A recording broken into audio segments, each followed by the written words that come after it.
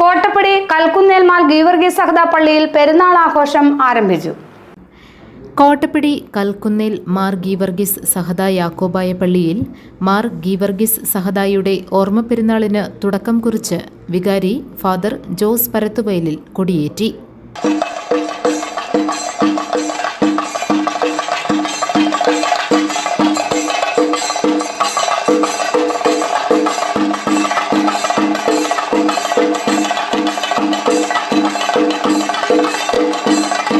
ഞായറാഴ്ച രാവിലെ 8-നുള്ള വിശുദ്ധ മൂന്നിന്മേൽ കുർബാനയ്ക്ക് മർക്കോസ് മാർ ക്രിസോസ്റ്റമോസ് മെത്രാപ്പൊലീത്ത മുഖ്യ കാർമ്മികത്വം വഹിക്കും. തുടർന്ന് പ്രസംഗവും പ്രദക്ഷിണവും ഉണ്ടായിരിക്കും. നേർച്ച വിതരണത്തിന് ശേഷം പെരുന്നാൾ സമാപിക്കും. പെരുന്നാളാഘോഷത്തിന് ഫാദർ ജോസ് പരത്തുവയലിൽ, സഹവികാരി ഫാദർ ബെൻ സ്റ്റീഫൻ കല്ലുങ്കൽ, ട്രസ്റ്റിമാരായ MP കുര്യാക്കോസ്, എൽദോസ് മാത്യു തുടങ്ങിയവർ നേതൃത്വം നൽകും.